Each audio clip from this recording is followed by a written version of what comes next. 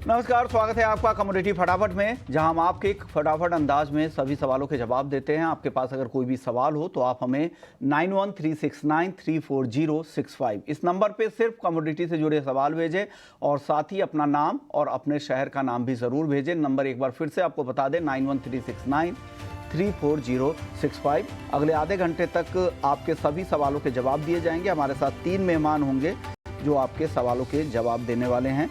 अनुज गुप्ता हैं HDFC securities से, अजय केडिया हैं केडिया कमोडिटी से और जिगर पंडित हैं शेर खान से। आप तीनों मेहमानों का बहुत बहुत शुक्रिया। लेकिन चलिए, सबसे पहले बात हम आज मॉनसून की करेंगे, क्योंकि समय से पहले मॉनसून की एंट्री हो चुकी है। 2 दिन पहले जो समय सीमा होती है 1 जून का, उससे 2 दिन पहले केरल में मॉनसून आज पहुंच गया। लेकिन इसके साथ ही उत्तर पूर्वी भारत में भी मॉनसून की एंट्री हो चुकी है।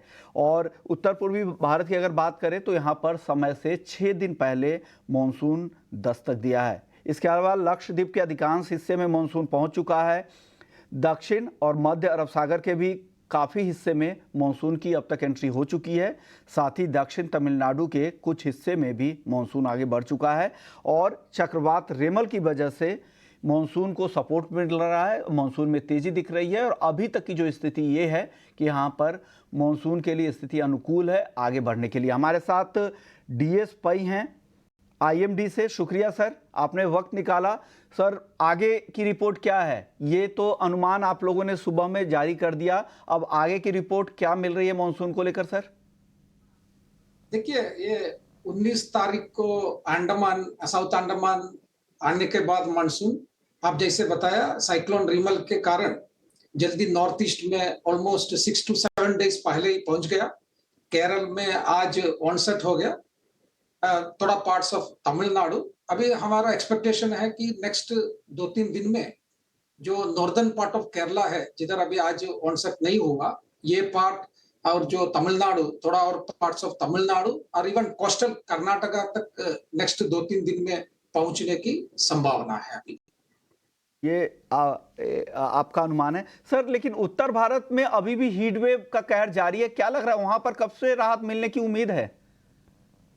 देखिए, कल जो वेस्टर्न डिस्टर्बेंस पास हो रहा था, इसके वजह से कल थोड़ा लाइट रेन बारिश हुई थी नॉर्थ वेस्ट में। ये अभी JNK, हिमाचल, ये वेस्टर्न हिमालयन रीजन में नेक्स्ट 2-3 दिन में लाइट रेनफॉल होने की संभावना है। इसके चलते चलते आज आपने देखा होगा, इवन दिल्ली समेत जो नॉर्थ वेस्ट में बहुत से एरिया में टेम्परेचर 1 से 2 डिग्री कम हुआ है कल के कंपेयर करते। अभी ये हीट वेव थोड़ा इसका कम होने की शुरू होगा। नेक्स्ट 2-3 दिन में heat wave, isolated heat wave north west में होगा, लेकिन स्लोली आफ्टर नेक्स्ट 2-3 डेज ये हीट वेव कम होने की संभावना है। 2-3 दिनों में हीट वेव में कमी की संभावना। राजस्थान को लेकर क्या कह रहे हैं सर? क्या एक बार और पता? राजस्थान को लेकर सर क्या रिपोर्ट है, क्योंकि सबसे ज्यादा गर्मी का कहर वहीं पे दिख रहा है, वहां पर कुछ राहत मिलने वाली है क्या? आज राजस्थान में कल से बहुत कम हुआ है टेम्परेचर। ये भी 1-2 दिन के बाद में और कम होगा टेम्परेचर। और सिर्फ आइसोलेटेड प्लेस में कुछ हीट वेव हो सकता है, लेकिन उसका इंटेंसिटी कम होने की संभावना है आफ्टर 2-3 दिन के। ओके सर, कल दिल्ली को लेकर एक खबर ये आ रही थी कि वहां पर 52 डिग्री के आसपास टेम्परेचर पहुंच चुका है। इसमें कितनी सच्चाई है? क्योंकि हमने आपसे पूछा भी था तो आप लोगों ने इनकार किया था। क्या कह रहे हैं, क्या वाकई कल 52 डिग्री के आसपास दिल्ली का टेम्परेचर था या कुछ एरर था? देखिए, कल हमारा दिल्ली में एक ऑलमोस्ट 20 स्टेशन है जो AWS है और मैनुअल ऑब्जर्वेशन जो लेते हैं, वैसे 20 स्टेशन के आसपास में है actually. So most of the stations कल 45 to 50 डिग्री का टेम्परेचर दिखा रहे थे। एक ये मुंगेशपुर ऐसा कुछ एक स्टेशन है, यही एक आउटलायर जैसे 52 डिग्री दिखा रहा था। हम ये ज्यादा अभी उसके बारे में देख रहे हैं कि कुछ सेंसर में कुछ प्रॉब्लम है। दैट इज व्हाट हमें फर्स्ट इंफॉर्मेशन मिल रहा है, लेकिन 1-2 दिन में उसका स्टडी करके ज्यादा हम लोग ये लेके आएंगे। लेकिन ये एक आउटलायर जैसे लगता है, क्योंकि कल इनफैक्ट कंपेयर टू जो प्रीवियस डे था, उसके कंपेयर में टेम्परेचर ऑलमोस्ट स्लाइटली कम था मेरी स्टेशंस में। तो हमें लगता है कि जो 52 सही नहीं होगा, कुछ सेंसर का इश्यू है, लेकिन उसके बारे में हम लोग ज़्यादा 1-2 दिन के अंदर ज़्यादा इसके बारे में सूचना देंगे आपको। ये बात है, ऑफिशियल बयान बिना किसी ठोस आंकड़े के देना सही भी नहीं है, लेकिन आप जैसा कह रहे हो आउटलायर था, इतना टेम्परेचर होने की संभावना नहीं है और हो सकता है कि कहीं कोई एक एरिया में किसी एक बिल्डिंग के अंदर में उस तरह का हो जाए, लेकिन पूरे दिल्ली में उस तरह का टेम्परेचर नहीं था। चलिए सर, अब आखिरी सवाल बॉम्बे को लेकर बताइए, कब यहाँ पर मानसून की एंट्री होगी और यहाँ पर बारिश होने वाली है क्या? देखिए, नॉर्मल डेट मुंबई का 11 जून का है एक्चुअली। सो अभी ऑलमोस्ट ना नॉर्मल डेट के कंपेयर टू 12-13 ये है। तो पहले हम लोग देखेंगे कि coastal Karnataka, next then Goa, ये सभी पहुंचने के बाद कैसे वो सिस्टम, मैंने डेली उसमें चेंजेस कर रहे हैं। तो अभी एज ऑफ नाउ बोलना के लिए मुश्किल है, लेकिन हम लोग बोल सकते हैं कि approximately close to that normal date के पास आएगा, लेकिन अभी एक्सैक्टली बोलना मुश्किल है। 1-2 दिन और लगेगा, क्योंकि जो ऑर्गेनाइजेशन चल रहा है अभी मानसून का, उसके डिपेंड करेगा वेदर देयर विल बी कुछ पुश मिलेगा उसको आगे जाने के लिए। मुझे लगता है एज ऑफ नाउ नेक्स्ट 2-3 दिन में कर्नाटका तक ही जाएगा। उसके बाद डिपेंड ऑन कंडीशंस हम लोग बाद में मुंबई के बारे में बोल सकेंगे। जैसे जैसे एंट्री और मानसून की चाल आगे बढ़ेगी, उसके बाद आप मुंबई और महाराष्ट्र के बाकी हिस्सों के बारे में भी बताएंगे। शुक्रिया सर, एक बार फिर से आपका। आगे भी आपसे अपडेट लेंगे, समय निकालिए हमारे लिए और लोगों को बताइए मानसून से लेकर बारिश की स्थिति किन किन राज्यों में कहां कहां कब कब होने वाली है। आपसे आगे बातचीत होती रहेगी। चलिए आगे बढ़ते हैं और अब बात कर लेते हैं नॉन एग्री मार्केट की। सबसे पहले चांदी की, जहां पर भारी गिरावट दिख रही है, 2.25%। रिकॉर्ड जो लेवल था 96,493, वहां से अगर देखें तो करीब 2,500 रुपए से ज़्यादा की गिरावट चांदी में आ चुकी है। 96,500 यानी 2,500 से ज़्यादा की गिरावट है। केडिया जी बताइए, चांदी में क्या और गिरावट की संभावना यहाँ पर दिख रही है क्या? नमस्कार विश्वमोहन जी। नमस्कार। डेफिनेटली अगर हम देखें तो वॉलिटिलिटी डे बाय डे बढ़ते जा रही है, बट अभी भी अगर आप देखेंगे तो फंडामेंटल में कोई मेजर चेंजेस नहीं है। नो डाउट इन्फ्लेशन के नंबर से पहले हमने देखा डॉलर इंडेक्स में जो तेजी आई है, डॉलर इंडेक्स 105 और बॉन्ड यील्ड में भी हमने जंप आते हुए देखा है। ये कारण था जिसकी वजह से हम देख रहे हैं कि सोने और चांदी में एक तरह की गिरावट बनी है। लेकिन अभी भी अगर आप देखेंगे तो कोई फंडामेंटल मेजर चेंजेस नहीं है। तो मुझे लगता है जो इनिशियल गिरावट है, आज शाम का अगर डेटा पॉइंट देखते हैं, चाहे अगर हम अनएम्प्लॉयमेंट क्लेम देखें, यहाँ पे हम डॉलर के लिए थोड़ी सी गिरावट देख रहे हैं। जीडीपी के नंबर्स है, वहां पे भी हम कमी देख रहे हैं। तो कल से लेकर आज तक की जो गिरावट है वो मुझे लगता है कहीं ना कहीं बेस क्रिएट करता हुआ दिखाई देगा, क्योंकि मेजर फंडामेंटल में कोई चेंजेस नहीं है।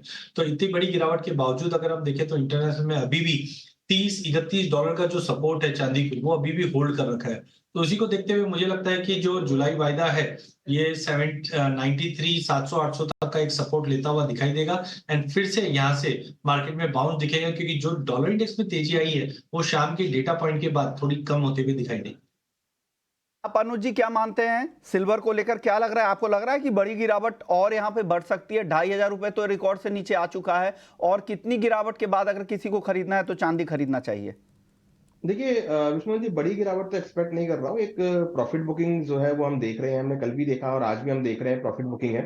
मुझे लगता है कि कहीं ना कहीं थोड़ा बहुत प्रॉफिट बुकिंग आ सकता है। हालांकि 93,700 93,600 एक अच्छा सपोर्ट हो सकता है, जैसे आपको बाउंस बैक आ सकता है। बट मुझे लगता है कि फिलहाल क्योंकि आज मॉर्निंग से ही ट्रेंड डाउन है, तो सनराइज का मार्केट आपको इंट्राडे के लिए देखने को मिल सकता है। तो करीबन 94,500-600 के आसपास बिकवाली करें, 95,080 का स्टॉप लॉस लगाएं, टारगेट नीचे 93,700 तक आ सकता है। तो मुझे लगता है कि आज पर्टिकुलर केवल इंट्राडे के लिए सनराइज का मार्केट हो सकता है, और अगर प्राइस 93,000 के आसपास मिलेंगे तो अगेन वहां से बाइंग अपॉर्चुनिटी देखने को मिलेगी।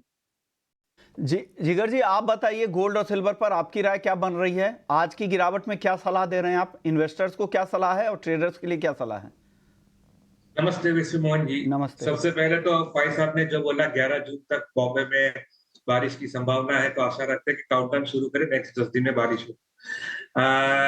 कमिंग टू गोल्ड सिल्वर, जैसे आपने बताया कि 2,500 रुपया गिर गया है चांदी में। बिल्कुल गिरा है। एब्सोल्यूट टर्म में हमें लग रहा है 2,500 रुपया बढ़ा है, बट अगर यदि परसेंटेज टर्म में देखें तो लगभग 2-2.25% की ही गिरावट है। तो इतनी बड़ी परसेंटेज टर्म में गिरावट नहीं है। कोई भी एसेट क्लास में 1.5-2% गिरावट बहुत मामूली बात है। तो ये तो ओवरऑल, और जैसे बोला कि वोलेटिलिटी काफी है। अब मेजर गिरने का रीजन एक ऐसा रहा था कि जैसे कल फेड के प्रेसिडेंट ने बताया था कि भाई शायद इन्फ्लेशन का डेटा है तो शायद हम इंटरेस्ट रेट बढ़ा सकते हैं। उसकी वजह से 10 ईयर्स का जो बॉन्ड यील्ड था वो काफी बढ़ गया था। उस बढ़ने के कारण से गोल्ड और सिल्वर में थोड़ा सा सेलिंग प्रेशर रहा हुआ था। बट ओवरऑल अगर हम देखें तो ट्रेंड डेफिनेटली बुलिश है। इनफैक्ट गोल्ड, स्पेसिफिक गोल्ड के लिए 3 पिलर्स आज की तारीख में मेजर रोल प्ले कर रहे हैं। एक है अपना सेंट्रल बैंक बाइंग, जो मैंने पिछली बार भी बोला था कि कंटिन्यूअस बाइंग हो रही है। इनफैक्ट इस क्वार्टर में लगभग 250 टन ऑलरेडी बाय किया हुआ है। दूसरा है जियोपॉलिटिकल टेंशन और तीसरा है interest rate, US Fed rate की इंटरेस्ट रेट है। उस तीनों के ऊपर बहुत ध्यान रख के गोल्ड और सिल्वर में तेजी भी करनी चाहिए। तो ये ओवरऑल शॉर्ट टर्म का रहा। इंट्राडे की यदि मैं बात करूं तो हमें लग रहा है कि सिल्वर थोड़ा और नीचे जा सकता है। 94,000 के नीचे ऑलरेडी है तो वहां से बेचना चाहिए। स्टॉप लॉस उसका 94,650 होना चाहिए और उसका टारगेट लगभग 93,370 और 92,700 होना चाहिए।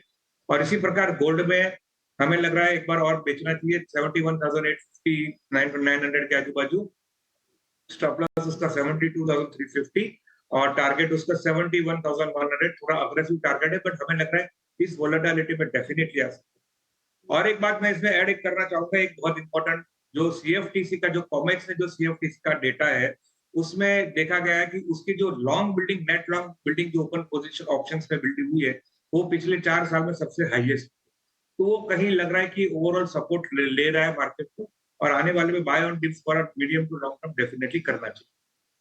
सर जिगर जी, आपका एक फॉलोअर है, वो अभी सवाल पूछ रहे थे, प्रमोद हैं पुणे से, कि नेचुरल गैस को किस भाव पर खरीदना चाहिए? छोटा जवाब दीजिएगा, किस भाव पे खरीदना चाहिए इनको नेचुरल गैस? नेचुरल गैस अभी भी इस भाव से लग रहा है कि 220-22 के आजू बाजू लेना चाहिए। उसका टारगेट लगभग 230-35 और स्टॉप लॉस उसका 217-18 का होना चाहिए। 220-22 के आसपास खरीदे, 217 का आप स्टॉप लॉस लगा ले, 230-35 तक जा सकता है। चलिए वक्त है ब्रेक का। ब्रेक के बाद हम बेस मेटल्स पर राय लेंगे और साथ ही आपके सवालों के भी जवाब दिए जाएंगे और प्याज को लेकर एक अहम खबर लेकर आएंगे।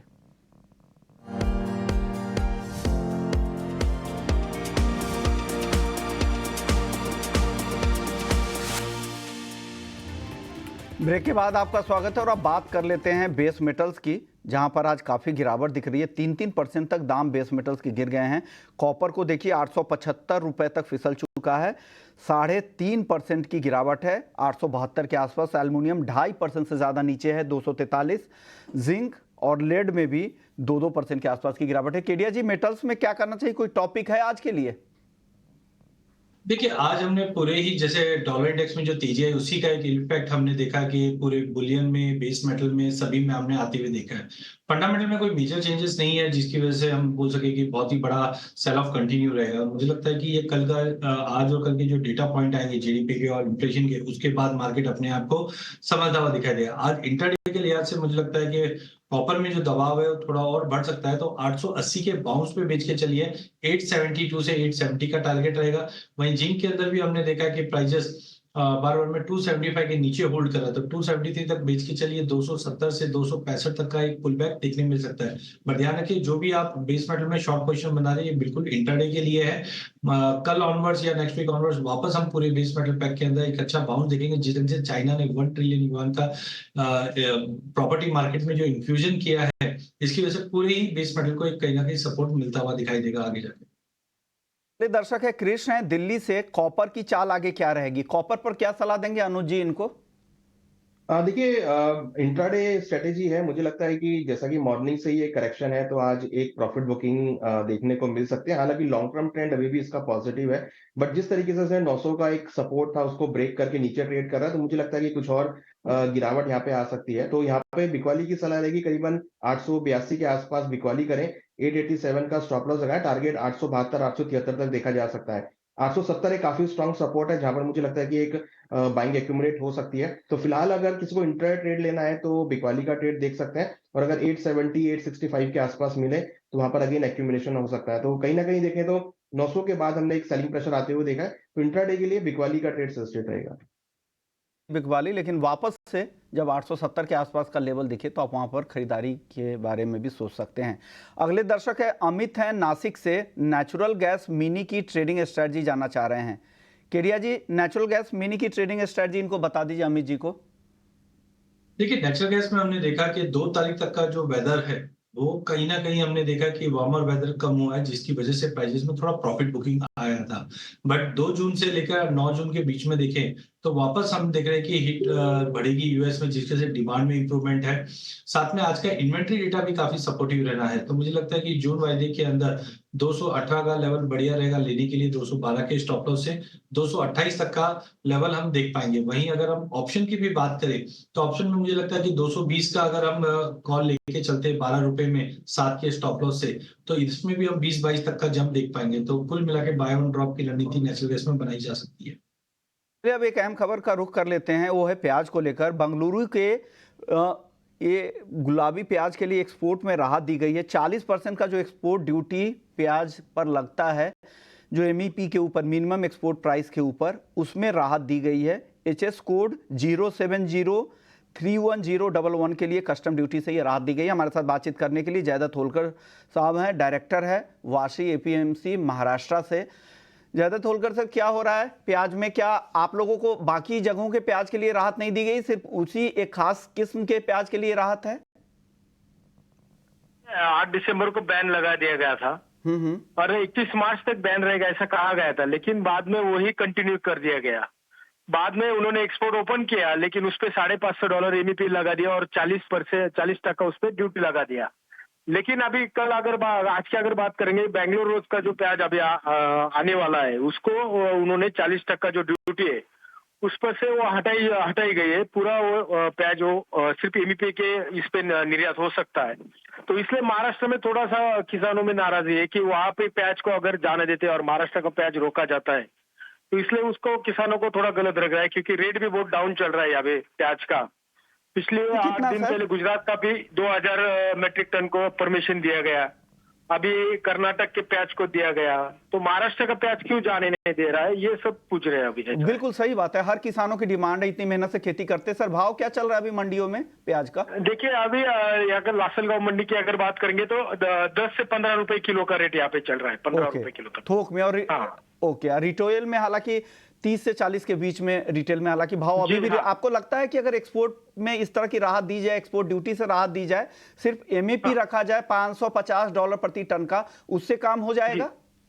हाँ, अगर ड्यूटी भी निकाल देते हैं सिर्फ और एमईपी रख दिया जाता है तो भी चल सकता है, क्योंकि थोड़ा फार भी अगर प्याज अगर बाहर जाता है तो थोड़ा फार रेट अच्छा यहाँ पे किसानों को मिल सकता है। इसलिए थोड़ा ड्यूटी निकालना भी सही टाइम है, क्योंकि प्याज भी ठीक ढंग से आया हुआ है, तो फसल भी अच्छी थी। तो प्याज के जो एरोवल है मंडी में वो दिन ब दिन बढ़ती जा रही है, तो अभी ये सही टाइम है। 40% जो ड्यूटी है वो अभी निकाल देना चाहिए। अभी तो लोगों का कहना है कि इलेक्शन भी खत्म हो चुकी है, जी जी, तो अभी डिसीजन लेना चाहिए गवर्नमेंट ने। ओके, बिल्कुल। अब चुनाव भी खत्म हो गए, किसानों की डिमांड भी है, अराइवल्स भी तेजी से बढ़ रहे हैं, तो ऐसे में समय है, इनकी मांग है किसानों की तरफ से। जयदत्त होलकर साहब मांग रख रहे हैं कि जो एमईपी सिर्फ रखा जाए और जो 40% की एक्सपोर्ट ड्यूटी है उसे हर तरह के किस्म के प्याज के लिए खत्म की जाए। ये डिमांड महाराष्ट्र के किसानों की तरफ से जयदत्त होलकर जी रख रहे थे।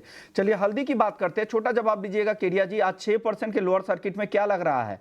जून में डिलीवरी का खतरा, बेहतर मानसून रिपोर्ट और ऊंचे भाव पर एक्सपोर्ट की कमी, क्या इन तीनों वजहों से हल्दी कमजोर हो रही है? देखिए मुझे लगता है कि एफएमसीजी की बाइंग ऊंचे भाव पे नहीं है, और साथ में इंपॉर्टेंट है मानसून को लेकर, क्योंकि स्विंग सामने है, उसकी वजह से मार्केट में गिरावट आई है। लेकिन मुझे नहीं लगता कि ये सस्टेन करेगा, क्योंकि बैलेंस शीट टाइट है। अगर स्विंग अच्छी हो भी जाती है तो मार्च से पहले नई क्रॉप नहीं आएगी। तो मुझे लगता है प्राइसेस में आज जो गिरावट है वो पैनिक सेलिंग में है। वापस प्राइसेस रिकवर करके मुझे लगता है 18 साढ़े 18 का जो जोन है वापस उसमें आता हुआ दिखाई देगा। हालांकि नाम इन्होंने नहीं भेजा है, क्रूड पे जाना चाह रहे थे। जिगर सर, क्या सलाह देंगे कच्चे तेल पर इनको? सर अनम्यूट कीजिएगा ऑडियो को। सॉरी, हमें लग रहा है कि क्रूड में तेजी का माहौल लग रहा है। Buy on dip sharing definitely करनी चाहिए। उसमें स्टॉप लॉस लगभग 6540 6550 के आजू बाजू का, और ऊपर में टारगेट ऊपर पे लग रहा है कि 6750 के आजू बाजू का होना चाहिए। इनफैक्ट क्रूड में आने वाले दिनों में थोड़ी सी वोलेटिलिटी, क्योंकि संडे को 2 जून को ओपेक प्लस की मीटिंग है जिसमें वो प्रोडक्शन कट के बारे में डिस्कशन करने वाले हैं। तो वोलेटिलिटी आने वाले दिनों में थोड़ी सी रह सकती है। तो ये सलाह आपके लिए कच्चे तेल को लेकर है। शुक्रिया आप तीनों मेहमाने का, केडिया जी, अनुज जी और जिगर जी, आप लोगों ने वक्त निकाला। तो कमोडिटी फटाफट में इतना ही, बाकी खबरों के लिए आप बने रहिए हमारे साथ। नमस्कार।